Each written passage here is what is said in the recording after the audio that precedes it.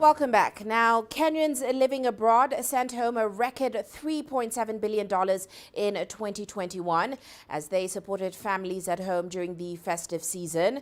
A shift in technology has boosted the remittance industry, particularly following the COVID-19 pandemic.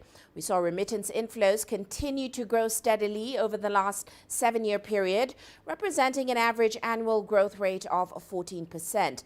Now, according to the Central Bank of Kenya, remittance inflows by country of origin showed that the top source countries in 2020 were the US with $1.67 billion, the UK with $230 million, and South Africa with $196 million.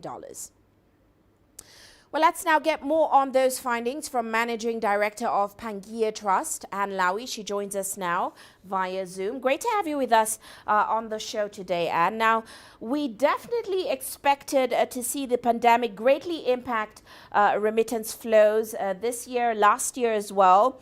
In fact, we saw the World Bank projected that the flow of global remittances to lower middle income countries would decline sharply by about 20%. Based on your findings, was this the case? Thank you so much for having me.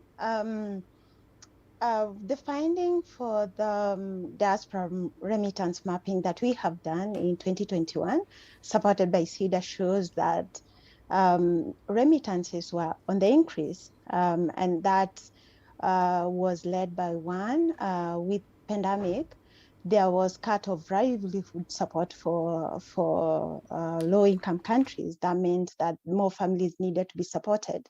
On the other hand, there was increase of healthcare workers' engagement. That meant more income, more increased income for them.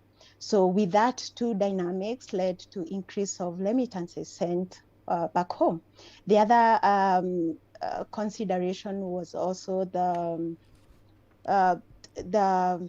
businesses that there was a lot of digitization during that period. So there was shift of use of cash to digital inflows, which led to more of documentation and reporting of remittances from informal to formal.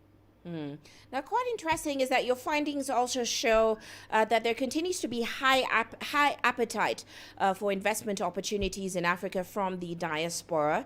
Give us some insight into how these investments are structured. Right. The high interest of investments are led by information flow. And also, one of the other reasons is interest by young generation who would want to invest in a diverse field away from traditional means, which has been assets and land. So there is increase on wanting to invest in impact-driven businesses. And also driving of interest is also digitization technology. So with more cropping of businesses that are led or driven by technology, comes with more interest by young people, that age group, the generation wanting to invest. So one of the key gaps that we saw is lack of platforms, of channels that can uptake investment. And that's where Pangea is coming in to structure and create a platform where we can showcase businesses for investment with transparency that diaspora networks can be able to choose on their own, be informed on where to invest, and then channel their investments towards those business cases that we will be able to profile as Pangea Trust. Now, looking forward, what would you say are the trends that will drive remittances and certainly the growth of the sector going forward, especially in terms of technology and regulation as well? The key driver one is incentives towards diaspora community. So more engagement of diaspora communities and incentives in terms of programs and government being involved in the conversation. Secondly, technology, being that there is more seamless flow of remittances from one region to the next. The other bit is also reduction of the cost, we have seen one of the findings is that cost was high barrier for remittances. With more reduction of the cost that will come with digitization and technology, then it will lead to more growth and increase in inflows. Well, we'll certainly be watching that closely. Many thanks for those great insights, Anne. That, of course, is Anne Lawi, Managing Director at Pangea Trust.